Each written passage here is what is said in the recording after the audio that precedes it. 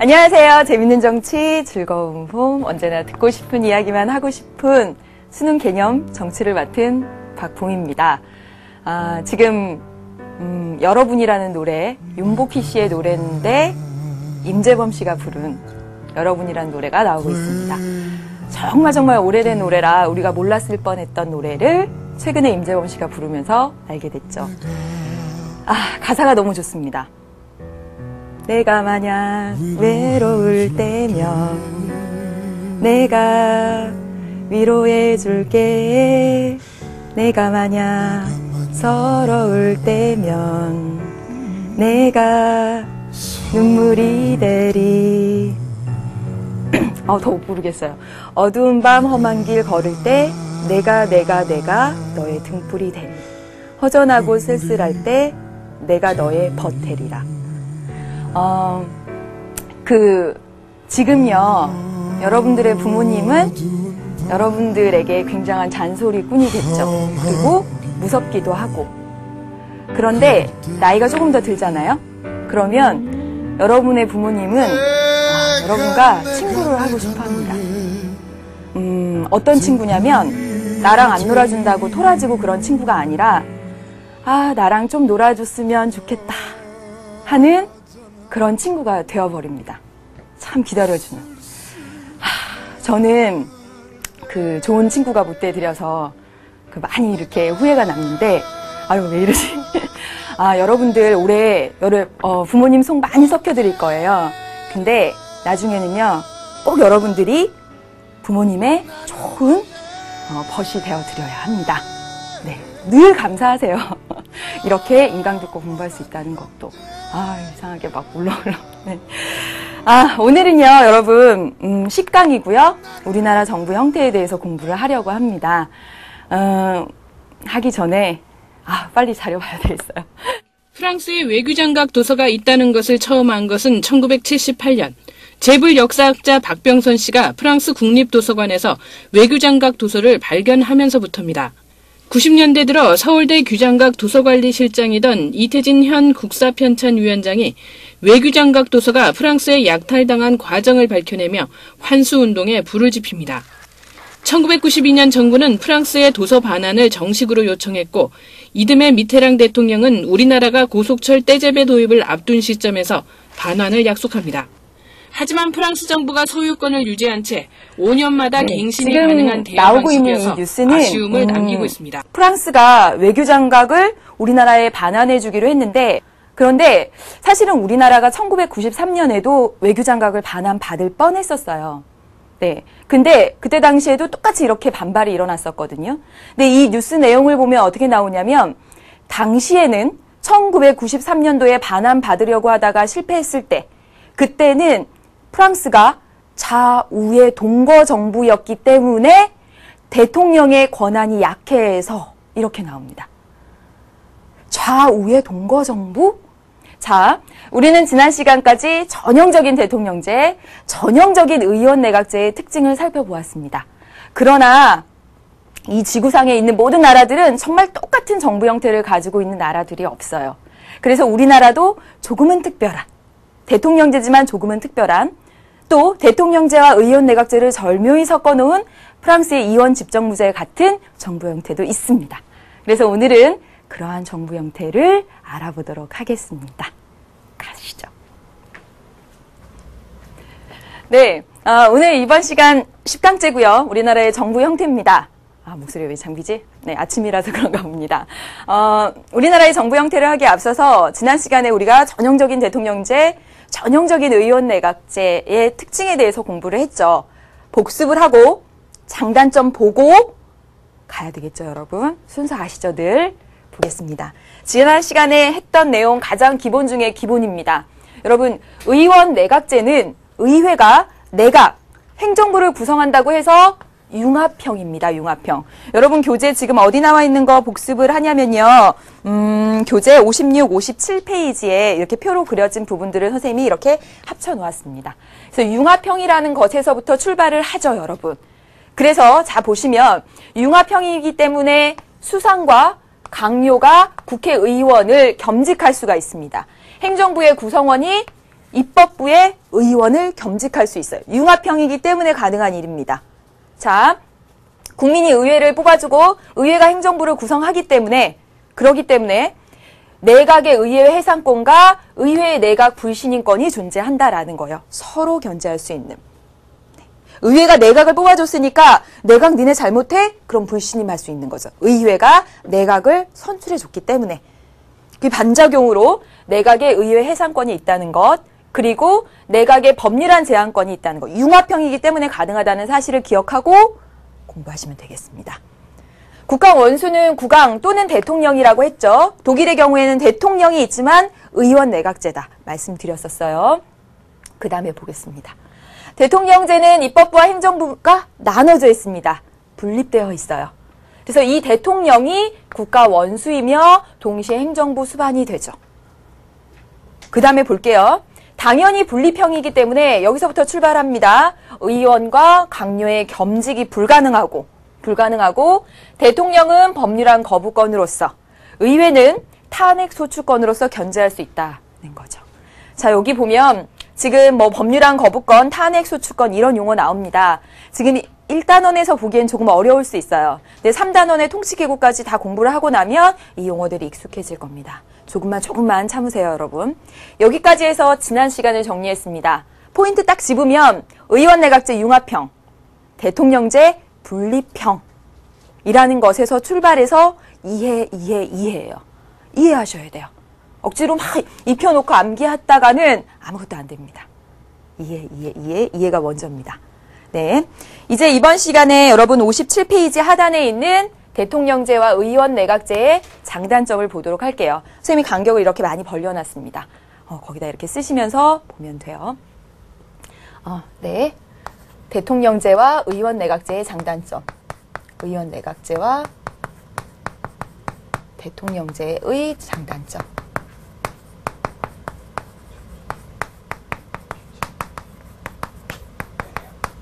먼저 의원 내각제의 장단점을 보도록 하겠습니다. 의원 내각제입니다. 쌤이 장점을 먼저 써볼게요. 의원 내각제의 장점 첫 번째 뭐냐면 내각과 의회가 아주 긴밀하기 때문에 왜요, 여러분? 의회가 내각을 낳아줬어요. 내각과 의회가 긴밀하기 때문에 아주 능률적으로 정책을 수행할 수가 있습니다. 예, 능률적 정책 수행. 선생님이 이거 두 번째에다 쓴 것 같은데요. 예. 여기 밑에다 써서 요거랑 똑같이 맞춰주는 게 좋겠죠. 예. 아이고, 네, 여기다 쓸게요. 여러분이 헷갈리시겠습니다.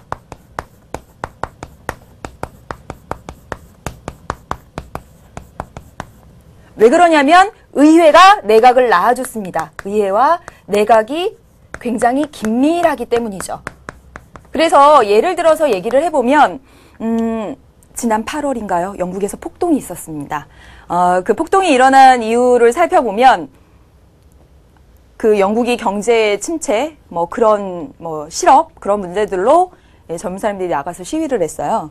그런데 한 흑인 청년이 이 경찰이 쏜 저리 가시오 이렇게 시위 진압하는 과정에서 그 총에 맞아서 숨진 거예요. 근데 우연히도 그게 흑인이고 그 다음에 조금 사회적 약자층이 된 거죠. 그래서 그것을 계기로 해가지고 더 시위가 격화되면서 어떻게 됐냐면 그게 아주 폭동처럼 번진 겁니다. 막 불을 지르고 시위대가. 그래서 그걸 영국 폭동이라고 해서 한때 막 뉴스거리가 됐었습니다. 그 일이 있었을 때 어떻게 됐냐면 영국의 캐머런 총리가 내각의 총리가 의회를 소집했어요. 의회를 소집했습니다.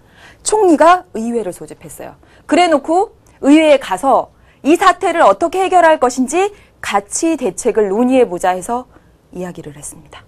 자, 영국 폭동의 사례에서 보면 그래서 영국 캐머런 총리와 영국 의회가 해결해 나가는 것을 보면 어떤 사안이 있을 때 의회와 내각이 굉장히 긴밀하게 협조하는 모습을 보여줍니다. 또 하나, 이걸 먼저 했었어야 되는데. 또 하나, 정치적 책임에 민감합니다. 책임에 민감하다. 이 정치적 책임이라는 말이 좀 어려운 말이거든요. 이 정치적 책임이라는 말이 어떤 말이냐면 보세요. 어떤 정치인이 정치적인 언행을 합니다. 언행. 여러분 언행이 뭔지는 알죠? 말과 행동을 해요. 그걸로 인해서 어떤 결과가 나오겠죠. 그 결과에 대해서 책임을 지는 것에 민감하다는 거예요. 어떤 정부 형태가? 의원 내각제가. 무슨 말이냐면 예를 들어서 얘기를 좀 해보도록 하겠습니다. 자 보세요. 경제 위기예요. 경제 위기라서 이 정치인이 또는 정부가 어떤 정책을 내놨어요. 그런데 그 정책은 대실패를 해서 국가가 더 악화되는 부도 상태가 나왔다라고 해봅시다. 대통령제라면 그 대통령 그대로 가요. 경제가 진짜 안 좋은 상황에서 어떤 정책을 썼는데 더 안 좋아져도 그냥 대통령 그대로 간다고요.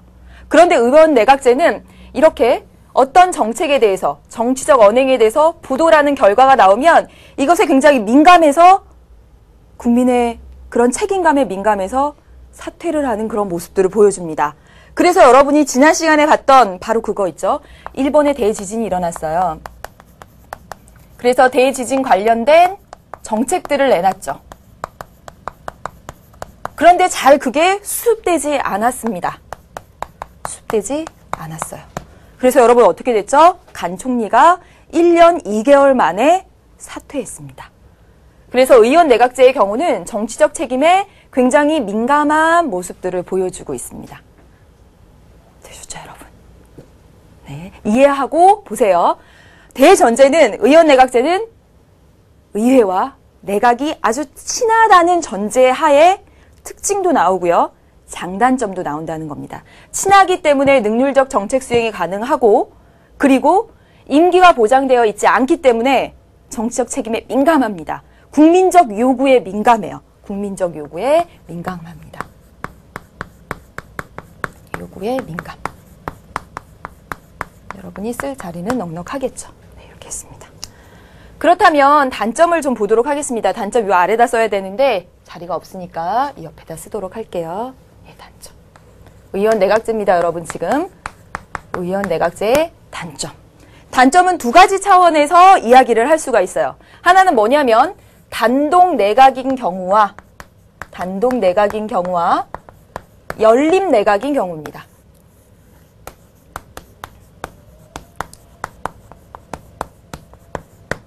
여러분, 의원 내각제의 정의를 해보면 의회의 다수당이 가서 내각을 구성하는 거죠. 그렇죠? A당이 다수당이면 A당이 가서 내각을 구성하는 겁니다. 자, 보세요. 단독으로 가장 큰 정당에 가서 내각을 구성했을 때는 이 A당이 의회도 장악하고 있고 행정부도 장악하고 있습니다. 그렇죠, 여러분. 그래서 단독으로 내각을 구성한 경우에 A당이 단독으로 내각을 구성한 경우에는 다수당의 횡포가 나타날 소지가 있다. 횡포가 나타날 소지가 있다. 라는 거죠. 그런데 자 보세요. 이제 연립 내각인 경우를 보도록 하겠습니다. 연립을 합친 거예요. 다수당이 없을 때 여러분 예를 들어서 제가 지금 아일랜드의 상황을 통해서 말씀을 드릴게요. 아일랜드가 지난번에 총선거를 했더니 공화당이 71표, 그 다음에 어떤 정당 하나랑 그 다음에 통일 아일랜드당이랑 합쳐서 71표였습니다. 그리고 많은 무소속들이 있고요. 이렇게. 지금 과반수를 차지한 단 하나의 정당이 나오지 못했습니다. 위의 상황처럼 과반수를 차지한 정당이 나오지 못했어요. 그런 상황에선 연합해야 되겠죠. 그래서 공화당이랑 녹색당이랑 무소속이랑 연합을 했습니다. 녹색당은 불과 6석이에요. 가지고 연합을 해서 여기 빨간색으로 된 연합 정권이 탄생을 했습니다. 이게 바로 연립 정권이에요. 연립 정권의 뜻은 과반수가 없을 때, 과반수를 차지한 정당이 없을 때 연합해서 내각을 구성하는 거죠. 지금 보다시피 아일랜드는 공화당이랑 녹색당 6석 그리고 무소속을 가지고 과반수를 억지로 만들어가지고 내각을 구성했어요. 그런데 여기 공화당하고 71석을 가진 공화당하고 녹색당의 사이가 틀어졌습니다. 그래서 녹색당이 선언을 했어요. 뭐라고? 나 연합정권을 탈퇴하겠어 라고 선언을 했습니다. 녹색당 6석밖에 안 되지만 탈퇴하니까 어때요? 과반수가 흔들흔들 무너집니다. 결국 어떻게 됐냐면 의회가 해산되고 다시 총선거를 치르고 다시 내각이 구성됐습니다. 여러분 보세요. 연립 정권의 경우에는 언제든지 이 내각이 교체될 수 있기 때문에 어때요? 전국 불안정에 우려가 크다라는 점입니다. 우려가 크다. 여러분 어렵지 않으시죠? 예를 통해서 기억하세요. 의원 내각제의 장단점 봤습니다. 능률적이고요. 책임성이 민감하고요. 그리고 단독 내각일 경우에, 연립 내각일 경우에 이렇게 나눠서 해봤습니다. 이제 대통령제의 장단점을 보도록 할게요. 여러분 그 역할입니다. 예, 이렇게 아예 써버릴게요. 여러분 세로로 길게 되어 있죠? 단점 볼게요. 대통령제의 장단점을 할 때는 이거 두 가지에서 장점과 단점이 나옵니다. 뭐냐면 하나는 대통령의 임기가 보장된다는 점. 임기가 보장된다는 점에서 장점과 단점이 나오고요. 또 하나는 여소야대가 가능하다는 점에서 장점과 단점이 나옵니다. 어려워요, 여러분? 네, 말씀드리기 잘 보세요. 이렇게 해서 기억해 보는 겁니다. 지금 의원 내각제의 경우에는 임기가 보장되지 않죠. 그래서 어떤 정치적 언행이 있을 때 그 정책이 실패했을 경우에는 그거에 책임을 지고 물러나는 모습들을 보여요. 그래서 국민적 요구에 굉장히 민감합니다. 근데 그건 또 다시 반대로 치면 계속 임기가 정해지지 않는 가운데서 또 선거가 치러지고 지금 일본의 경우는요. 2009년부터 지금까지 총리가 3번이나 바뀌었어요. 자 보세요. 전국이 불안정할 우려들이 있습니다. 그렇지만 대통령제는 임기가 정확히 보장되기 때문에 아주 강력한 정책을 수행할 수가 있고요. 일관적인 정책을 수행할 수 있기 때문에 전국이 안정적입니다. 그런데 또 다시 이 임기 보장한다는 것은 단점으로 연결됩니다. 잘못하면 책임을 지고 물러나야 되는데 그렇지 않죠. 책임에 둔감합니다. 그리고 대통령의 독재 가능성도 크죠. 크다라는 점입니다. 책임에 민감하지 못하고요. 국민적 책임에 민감하지 못합니다.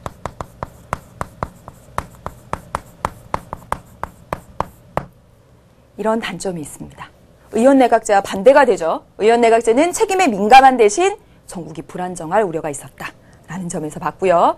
그 다음에 볼게요. 이제 여소야대가 가능하다는 점은 대통령제에 또 역시 장점과 단점을 가져옵니다.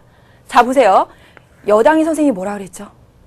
여당이 집권한 당, 그죠? 정부와 함께 더불어 가는 당, 더불어 여자라고 했습니다. 야당은요, 저 들에 있는 당, 제야 정당, 들에서 있는 당, 그래서 반대하는 정당, 오퍼지션이라고 말씀드렸습니다. 자 보세요. 의원 내각제의 경우에 있어서는 의원 내각제의 경우를 볼게요. 의원 내각제의 경우를 보면 무조건 어때요? 다수당이 가장 큰 정당이 의회를 구성하도록 되어 있습니다. 그래서 이 의회가 아니죠. 내각을 구성하게 되어 있죠. 가장 큰 정당이 내각을 구성하도록 되어 있습니다. 이 내각을 구성하는 정당이 무슨 당? 여당이죠. 여당이죠. 의원 내각제에서 여당은 무조건 큽니다. 무조건 큰 정당이 내각을 구성하니까. 그러니까 의원 내각제에서는 여대야소만 나올 수 있습니다. 이것만 가능해요. 그런데 대통령제는 여러분 특이합니다. 대통령제를 가볼게요. 대통령제는 보면 국민이 여기 따로 뽑아주고 의회를 따로 뽑아주기 때문에 A당 출신의 대통령을 뽑고 의회에서는 B당을 더 많이 뽑아줄 수도 있습니다. A당은 더 조그마고요. 그럼 잘 보세요. A당은 대통령을 배출한 당이니까 A당은 무슨 당? 여당. 여당이 작아요. 여소. 야당이 더 커요. 야대가 가능하다는 거죠. 물론 지금 우리나라처럼 한나라당 대통령 여기 그리고 한나라당이 더 다수당이 되는 경우도 있습니다. 대통령제에서.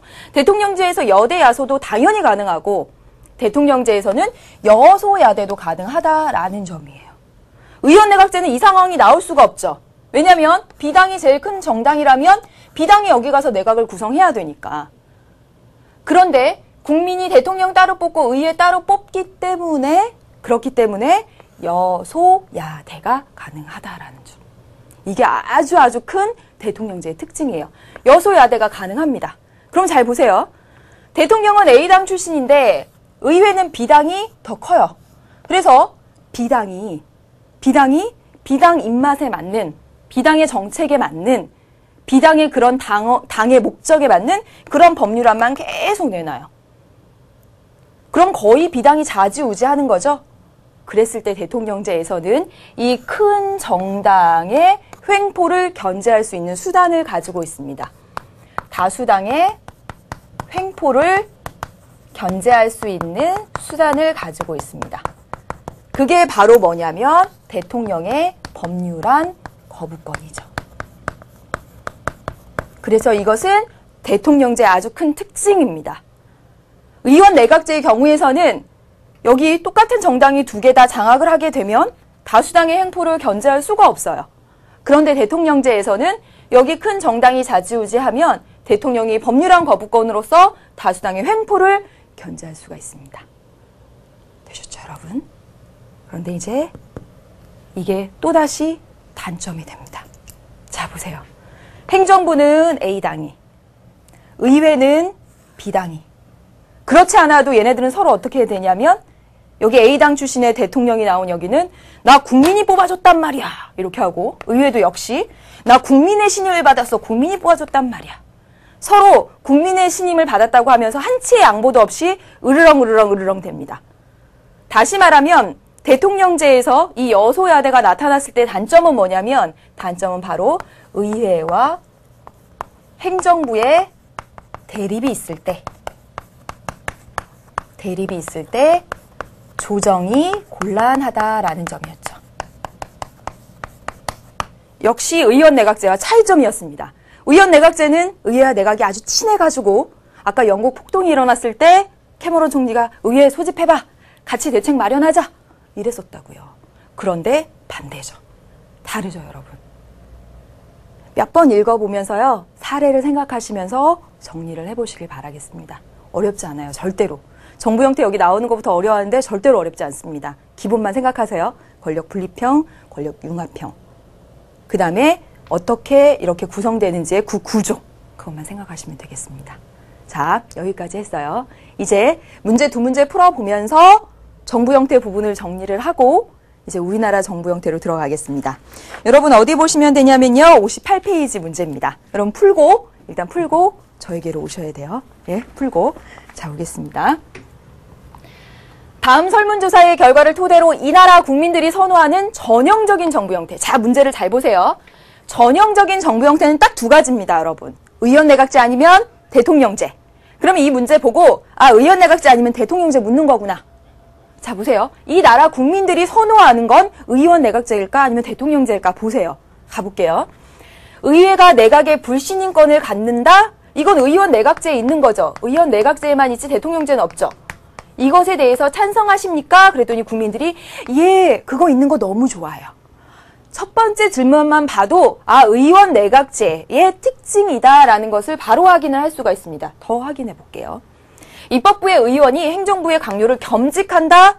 그거 괜찮습니까? 그랬더니 어머 예 그랬어요. 의원 내각제잖아요. 더 가볼게요. 국가 원수가 의회 다수당에 대한 견제 수단을 갖는 것. 국가 원수가 의회 다수당에 대해서 견제 수단. 이거 뭐였습니까, 여러분? 방금 전에 봤죠? 법률안 거부권.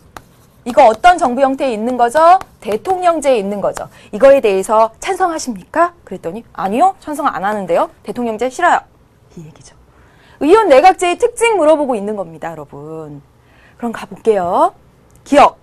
의원 내각제는 정책의 지속성과 일관성을 유지하기가 쉽습니까? 어렵죠. 정치적 책임에 민감해서 계속 교체가 돼요. 2009년부터 지금까지 일본 3번 교체됐다고 했습니다. 아니요. 그 다음에 의회와 행정부가 대립할 때 조정하기 어렵습니까? 불렀다니까요. 영국 폭동 때도. 아니요. 네. 다음.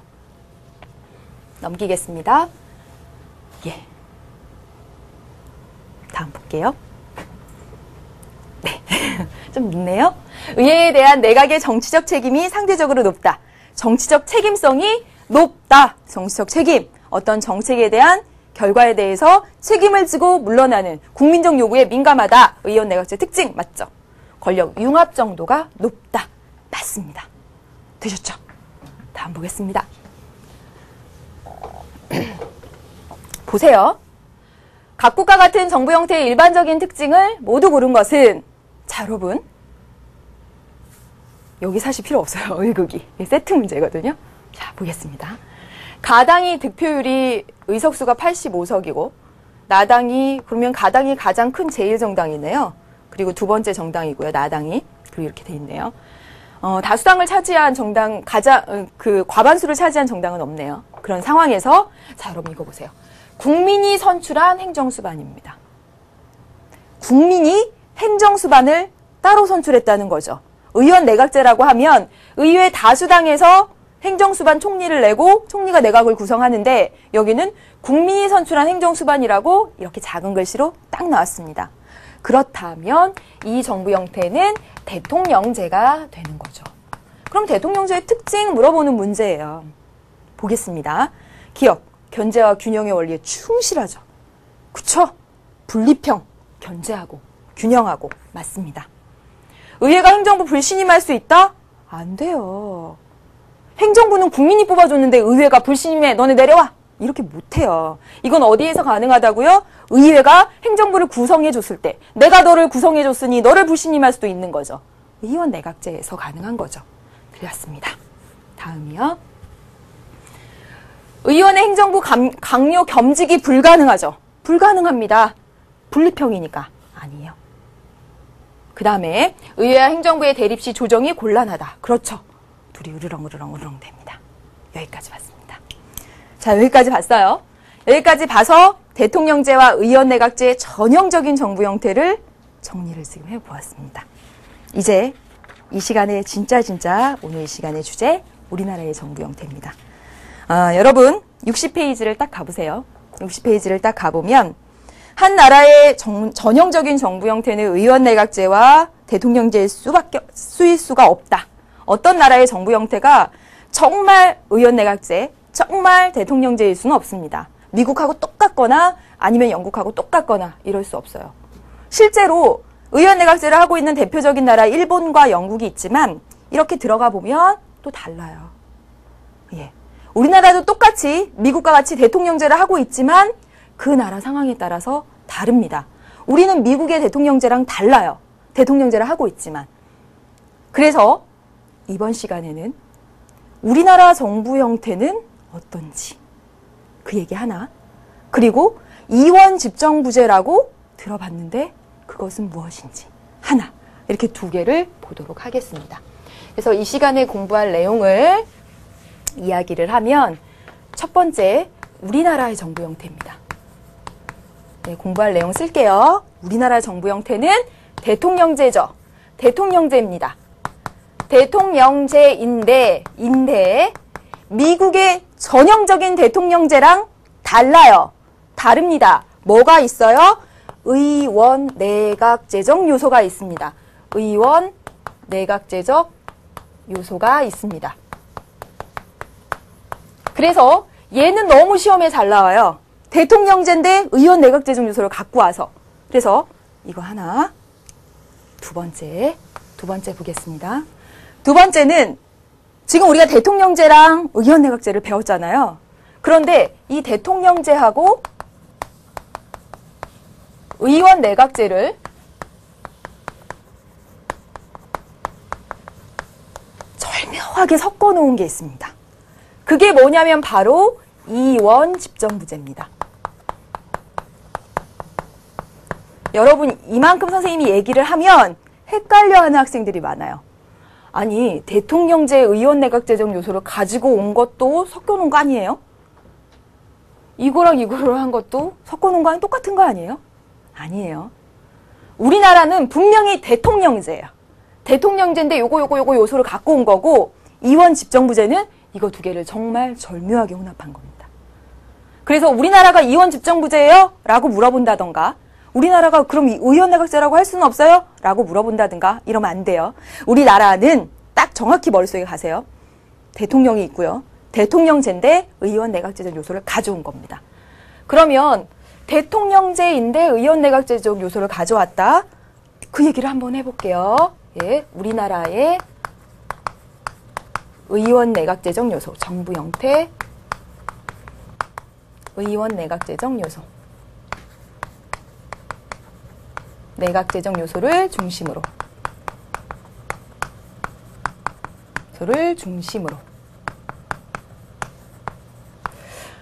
여러분 교재에 보면 첫 번째 우리나라 정부 형태 해가지고 뭐 2공화국 때 의원 내각제, 그 후에 대통령제 이렇게 해서 선생님이 이렇게 써놨는데 그 부분은 여러분 절대로 암기하거나 그러실 필요 없습니다. 다시 말하면 그 위에 나온 이유는 우리나라 역사상 의원 내각제와 의원 내각제를 한 경우도 있었고 그리고 현재는 대통령제다. 그것을 얘기해 주려고 하는 거지 2공화국 의원 내각제의 특징을 여러분이 암기하고 그러실 필요는 없다라는 거죠. 그럼 볼게요. 자, 우리나라 정부 형태는 분명히 뭐라고 말씀드렸어요? 대통령제입니다. 왜 대통령제냐면 여러분 여기 행정부고요. 여기 입법부입니다. 예. 왜 대통령제냐면 내년에 우리는 2012년에 지금 여러분이 2012년에 이걸 들을 수도 있지만 2012년에 우리는 대통령도 우리가 뽑고 그리고 2012년 4월에 국회의원도 우리가 뽑기 때문에 대통령제입니다. 대통령제의 가장 큰 특징은 의회도 국민이 구성하는 거는 의원 내각제나 대통령제나 똑같은데 대통령을 우리 손으로 뽑는다라는 거죠. 행정부의 이 내각을 구성하는 행정부의 수반 대통령을 우리가 뽑는다라는 겁니다. 그래서 우리나라는 분명히 대통령제예요. 대통령제입니다. 대통령제인데 의원 내각제적 요소를 가지고 있어요. 어떻게 가지고 있는지 볼게요. 우리나라 행정부를 보면요. 대통령, 국무총리, 그리고 국무위원으로 구성되어 있습니다. 선생님이 총리가 뭐라 그랬죠? 모두 총자. 모든 걸 거느리는 그런 그 벼슬아치? 뭐 이렇게. 예, 그래서 총리. 그런데 국무가 뭐예요? 나라의 업무를. 예, 자, 보세요. 대통령제는 미국의 전형적인 대통령제는 대통령이 있고 부통령이 있어야 합니다. 그런데 우리나라는 국무총리가 있어요. 국무총리가 존재한다라는 사실, 이거부터가 의원 내각제적 요소입니다. 그런데 분명한 건 독일도 총리가 있고 대통령이 있죠. 그런데 독일은 의원 내각제라고 불러요. 그 이유는 대통령을 독일은 국민이 뽑지 않거든요. 우리는 대통령을 우리가 뽑아요. 그렇기 때문에 우리는 대통령제인 겁니다. 되셨죠, 여러분? 네. 몇 번 반복해서 보세요. 그래서 대통령과 국무총리, 국무위원이 이렇게 모여가지고요. 하는 회의가 국무회의입니다. 네.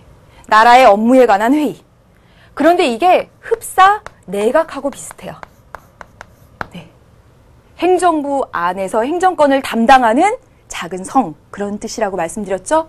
그래서 이 국무회의가 존재한다는 것도 의원 내각제적 요소입니다. 되셨습니까, 여러분? 그 다음에 볼게요. 이 국무총리를 임명할 때요. 국회에서 임명 동의를 받아야 돼요. 이건 흡사. 의회 다수당이 총리가 되는 그런 의원 내각제적 요소, 의원 내각제 성격과 똑같은 건 아닌데 그런 모습들을 보이고 있어요. 여기 동의를 받아야 된다는 거. 국무총리에 대한. 또 보세요. 국무총리와 국무위원에 대해서 해임을 건의할 수 있어요. 잘라버립시오. 해임을 건의할 수 있어요. 대통령에게. 물론 대통령은 안 잘라도 됩니다. 건의니까. 예. 이건 흡사 불신임권하고 좀 비슷한 것 같아요. 그래서 이것도 의원 내각제적 요소입니다. 또 볼게요. 이 국무위원은, 국무위원 선생님이 뭐라 그랬죠? 장관입니다. 예, 우리나라에서는 장관이에요. 이 사람들. 국무위원이 장관이 되거든요. 네. 이 장관이 국회의원을 겸직할 수 있습니다. 우리나라는. 겸직할 수가 있습니다. 그리고 이 장관이 국회에 와서 국회에 출석해서 발언할 수가 있습니다. 자, 여러분 잘 보세요. 지금 보면 국무총리가 존재한다라는 사실, 국무회의가 있다라는 사실 의원 내각제적 요소고요. 또 하나, 이렇게 지금 왔다 갔다 하는 게 이게 융합형인 거죠. 긴밀한 거잖아요. 이런 긴밀하게 해임을 건의하고 겸직할 수 있고 이런 것들이 의원 내각제적 요소를 가지고 있다라는 거죠. 예. 대통령제입니다. 기본은. 그 다음에 볼게요, 여러분. 자, 이 행정부는 여러분, 대통령제의 가장 큰 특징은 행정부가 법률안에 대해서 거부권을 행사할 수 있다라는 점이죠.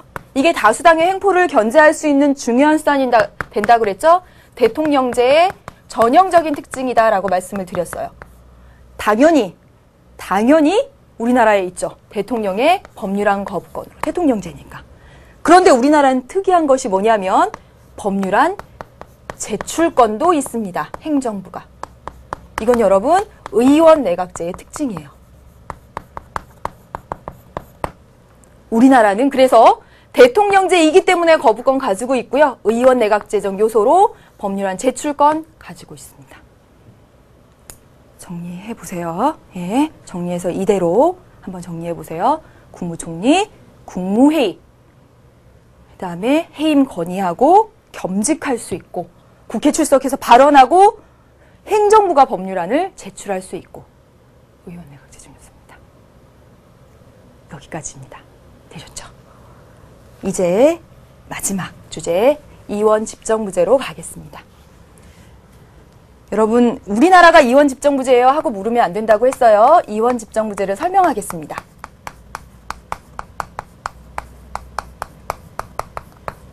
볼게요. 여러분 여기서 이는 두 이자입니다. 두 명. 두. 원은 뭐냐면 으뜸원입니다. 으뜸원. 네. 그래서 보면 두 개의 으뜸이 집권하는 정부 형태입니다. 여러분 의원 내각제에서는 총리 한 개의 으뜸, 그렇죠? 뭐 왕도 있겠지만 상징적인 그런 역할을 한다고 했으니까 대통령제는 대통령 한 개의 으뜸, 뭐 부통령도 있고 뭐 총리가 우리나라처럼 있는 나라도 있지만 한 개의 으뜸.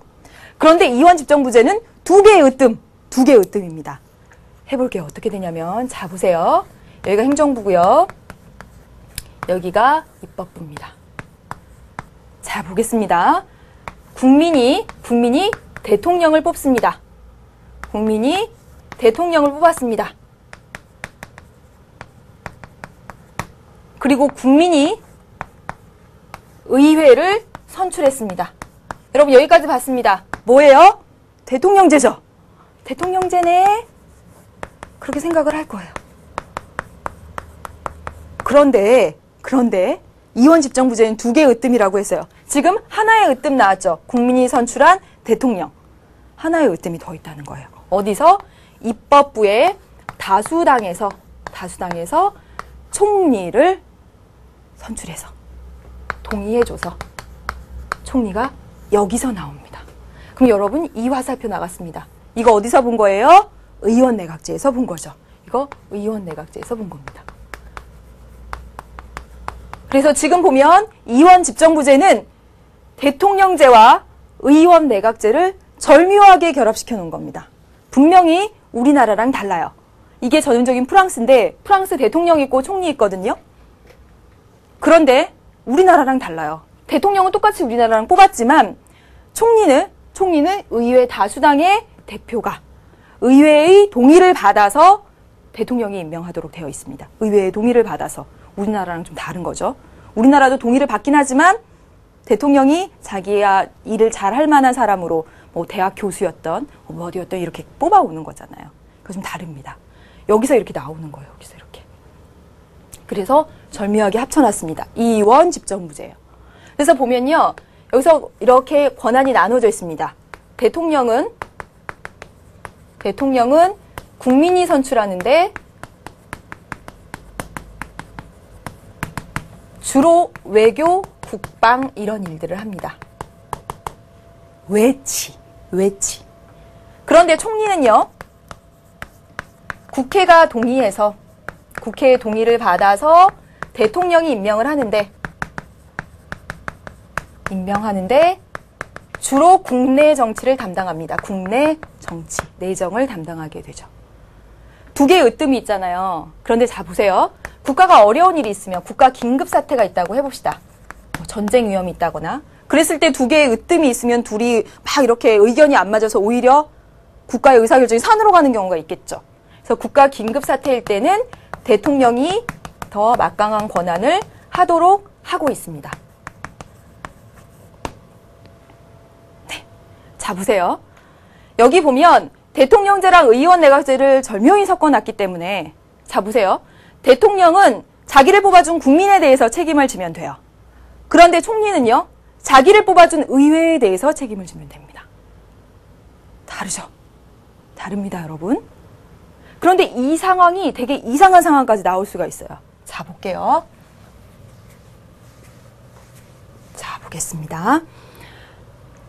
지금 이 상황을 한번 그려볼게요. 국민이 A당의 대통령을 뽑았습니다. 행정부. 입법부 볼게요. 그런데 입법부에서 가장 큰 정당은 B당입니다. 그러면 B당 출신 B당의 대표가 여기 와서 뭐가 돼요? 총리가 됩니다. 둘이 다른 당이죠? 성격이 다르죠? 그렇죠? 그래서 이걸 뭐라고 얘기하냐면 좌우의 동거정부다. 이렇게 얘기를 합니다. 좌우의 동거정부다. 이렇게 얘기를 해요. 그래서 이 역사상 프랑스에서 한 3번 정도가 있었다고 하는데요. 2002년도에 시라크 대통령은 우파 대통령입니다. 우파. 그런데 입법부는 좌파가 잡고 있었어요. 그래서 조스팽 총리는 좌파입니다. 그래서 참 성격 안 맞는데 동거하고 있는 거잖아요. 한 행정부에서. 그러니까 진짜 우리나라랑 다르다는 거예요, 여러분. 많이 착각해요. 달라요. 그래서 이렇게 된 경우에 좋은 점은 뭐냐면 하나의 정파가 두 개를 다 장악하지 않기 때문에 견제와 균형에 충실할 수가 있습니다. 그래서 당시에 보면 조스팽 총리가 좌파니까 그리고 내정을 담당하니까 프랑스 국내 정치를 담당하니까 그런 정책들을 막 내놨어요. 뭐냐면 불법 이민을 합법화한다든지 가족 수당을 더 확대한다든지 이런 조금 막 진보적이고 좌파적인 그런 정책들을 내놨어요. 그랬을 때 이 우파 대통령이 시라크가 제동을 걸고 이렇게 막 조율을 해 나가는 거죠. 그러니까 어떤 극단으로 가지 않게 견제와 균형을 잘 할 수가 있다는 거. 그게 좋은 점이면서 동시에 나쁜 점은 대통령과 총리가 대립할 경우 한 나라의 정말 큰 통치기가 흔들흔들 하는 거죠. 그래서 전국이 혼란할 수가 있다. 여러분, 아까 선생님이 오프닝 할 때 이 얘기 했습니다. 뭐라고 했었냐면 외교장각이 우리나라 들어오게 되는데 들어오기로 했는데 프랑스 국립도서관 사서와 간부들이 반발하고 있다. 1993년에도 들어오려고 했는데 그때도 똑같이 사서들이 반발하고 간부가 반발해서 못 들어왔다 라고 했었어요. 자 보세요. 그때 93년도에도 역시 미테랑 대통령과 좌우 동거정부를 형성하고 있었습니다. 그러니까 대통령과 다른 파의 총리가 있었어요. 그러니까 대통령이 뭘 하거나 이렇게 하게 되면 자꾸 견제하게 되고 그러면서 대통령의 권한이 상대적으로 약했었다고요. 그래서 그 뉴스에 보면 그때 당시에 좌우 동거정부였기 때문에 대통령의 입김이 약해가지고 결국은 대통령이 우리나라에 외교장각을 주겠다고 했는데 도서를 주겠다고 했는데 못 들어왔었다. 그때처럼 그럴까 걱정이 되기도 하지만 더 들어보면 이번에는 여러분 사르코지 대통령입니다. 사르코지 대통령과 같은 우파 출신의 총리예요. 근데 이번에는 같은 파 출신들이 같이 행정부를 장악하고 있기 때문에 대통령의 권한이 커서 대통령이 외교장관 한국에 돌려주자 했으면 돌려주지 않을까 이런 뉴스입니다. 여러분 이해되셨습니까? 좌우 동거 정부가 되는 경우에 강력한 대통령은 될 수가 없지만 견제와 균형에 충실하지만 둘이 으르렁 거리는 경우에는 전국이 혼란할 수가 있다. 여기까지 해서 정리해봤습니다. 여기까지 해서 다 봤습니다, 여러분. 이제 문제 통해서 정리를 하면 되는데요. 자, 여러분, 지난 시간부터 이번 시간까지 정부 형태에 대해서 하고 있습니다. 전형적인 정부 형태에 의원내각제가 있고 대통령제가 있어요. 의원내각제 융합형이고 대통령제 분립형입니다. 전형적인 영국형, 전형적인 미국형입니다. 여러분, 의원내각제를 하더라도 영국처럼 왕이 국가원수고 총리가 실질적인 권한을 행사하는 나라도 있지만 독일처럼 대통령이 있는 의원내각제도 있다는 사실 기억하고, 그 다음에 각각의 나라의 상황에 따라서 이 정부 형태는 똑같을 수 없다고 했어요. 그래서 우리나라는 분명히 대통령제인데, 왜냐면 대통령을 우리 손으로 뽑으니까 대통령제인데 의원 내각제적 요소를 가지고 있다. 그래서 의원 내각제적 요소 공부하셔야 되고요. 이원 집정부제는 다르다라고 말씀드렸어요. 대통령을 뽑지만 총리도 의회에서 나와요. 두 개 합쳐놨습니다. 그러다 보니까 우파, 좌파가 같이 행정부의 구성원이 될 수 있는 상황, 좌우 동거정부가 탄생할 수 있다. 여기까지요. 그래서 이 이원 집정부제에서의 대통령은 좌우 동거정부가 된 경우에는 대통령제의 대통령보다는 권한이 약해질 수가 있는 거죠. 그렇죠? 네. 문제를 보도록 하겠습니다. 문제 보고 이번 시간 정리할게요. 자, 보겠습니다. 교사의 질문에 학생들이 대답한 내용의 근거로 옳은 것은, 교사가 우리나라 정부 형태의 특징이 무엇이라고 말할 수 있나요? 진수가 미국식 대통령제를 채택하고 있습니다. 그랬더니 영수가 그렇지만 영국식 의원내각제적 요소도 있어요. 그랬더니 순이가 미국식 대통령제와 영국식 의원내각제적 요소를 혼합하고 있어요. 그랬더니 정의가 권력 분립의 원리를 무시한 정부 형태를 채택한 경우도 있어요. 그랬더니 진이가 국회 다수당의 횡포를 견제할 수 있는 장치가 있어서 대통령제의 특징이 돋보이는 것 같아요. 이랬습니다. 하나하나 이 학생들이 대답한 근거를 찾아보도록 하겠습니다. 1번 진수는 뭐라고 말했냐면 미국식 대통령제라고 하면서 우리나라에 법률안 거부권이 있다. 이거 맞네요. 그런데 정부에 법률안 제출권 있지만 여러분, 이거는 전형적인 미국식 아니죠, 여러분. 법률안 제출권은 의원 내각제적 요소였잖아요. 정부가 법률안을 내면 둘이 친한 거니까. 그래서 틀렸죠. 2번 볼게요. 영수가 그렇지만 영국식 의원내각제적 요소도 가지고 있어요. 그럼 의원내각제적 요소 볼까요? 정부의 법률안 제출권. 맞네, 의원내각제적 요소. 그리고 국무총리제. 의원내각제적 요소 맞네요. 두 개 다 우리나라에 있습니다. 영수는 다 근거를 잘 댔네요. 2번이 정답이 되겠습니다. 가볼게요. 순이가 그러네요. 미국식 대통령제와 영국식 의원내각제적 요소를 혼합하고 있어요. 그랬습니다. 그래서 자, 우리나라는 이거 두 개 혼합하고 있어요. 그래서 우리나라에 불신임권 있고요. 국회 해산권이 있어요. 있어요, 여러분? 없잖아요. 불신임권도 없고 의회 해산권 없어요. 이게 의원 내각제의 가장 큰 특징인데 우리나라 이거 없잖아요. 그러니까 우리나라를 의원 내각제라고 부르는 게 아니라 대통령제인데 의원 내각제적 요소가 있다라고 부르는 거예요. 그 다음 정의가 권력 분립의 원리를 무시한 정부 형태를 채택한 경우도 있어요. 법률안 거부권, 국회의 동의 승인권이 여러분 권력 분립의 원리를 무시한 겁니까? 여러분, 선생님이 권력 분립이 뭐라 그랬냐면 권력 분립이란 나누고요. 입법, 행정, 사법 이렇게 나누는 게 권력 분립이 아니라 서로 견제와 균형할 수 있는 장치가 있어야지만 이게 권력 분립이다라고 말씀드렸었어요. 민주정치의 원리할 때. 자, 보세요.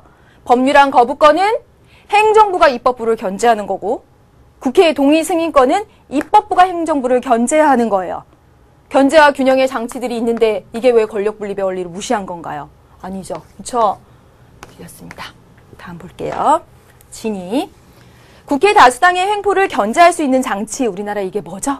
다수당의 횡포를 견제할 수 있는 장치. 법률안 거부권이었죠. 법률안 거부권. 그런데 국회 해산권. 정부가 국회의원 제명해버린다. 없어요. 틀렸습니다. 2번이 정답입니다. 다음 볼게요. 마지막 문제입니다, 여러분. 다음과 같은 제도를 갖춘 정부 형태 종종 나옵니다. 자, 보세요. 의회의 신임에 구속되는 총리와 내각이 존재한다. 아, 의원 내각제네. 의회가 내각과 총리를 뽑아주니까 의원 내각제네. 그런데 지금 보니까 외교 국방은 대통령이, 내정은 총리가 담당한다. 어머, 나눠서 하네. 의원 내각제와 대통령제를 합친 거구나. 왜냐하면 대통령과 의회 의원은 모두 국민들이 직접 선거를 통해서 선출하고 총리는 의회에서 선출한다. 아, 이거 대통령제의 모습, 이거 의원 내각제의 모습 절묘하게 합쳐졌네. 아, 이거 이원 집정부제구나. 이해되시죠, 여러분? 보겠습니다. 기억. 이원 집정부제는 입헌 군주제 국가를 전제로 해서 운영된다. 왕이 있는 나라에서. 프랑스. 아니에요. 대통령 따로 뽑고 총리 의회에서 뽑아요. 아니에요. 네. 우리나라도 이원 집정부제로 가자. 그런 논의도 나오기도 했습니다. 아닙니다. 대통령과 총리는 모두 의회에 대해서 정치적 책임을 진다. 자, 보겠습니다. 대통령 누가 뽑아줬어요? 국민이. 뽑아준 그 주체에 대해서 책임을 지는 거예요. 대통령은 국민이 뽑아줬으니까 국민에 대해서 책임지면 돼요. 총리는요? 의회가 뽑아줬으니까 의회에 대해서 책임을 지는. 나를 뽑아준 그 주체에 대해서 책임을 지면 됩니다. 대통령이 왜 의회에 대해서 책임을 질까요? 아니죠. 네, 다음. 대통령과 총리가 정부 권력을 분점하는 것이 취지죠. 이원, 두 개 으뜸 맞습니다. 다음. 대통령과 총리의 소속 정당이 항상 일치하지는 않죠. 그래서 좌우의 동거정부가 탄생하기도 한다고 했습니다. 여기까지입니다. 네, 여기까지 해서 여러분 1단원을 다 봤습니다. 다 기억나시나요? 선생님은 새록새록 다 나는데. 네, 여러분 마지막에 정부 형태가 들을 땐 이해가 가다가 혼자 하다 보면 조금 어려울 수가 있거든요. 기본에 충실하시고요. 계속 반복해서 여러분 스스로 이해하려고 노력하세요. 그러시면 됩니다. 다음 시간에 2단원 갈 거예요, 여러분. 같이 갑시다, 여러분.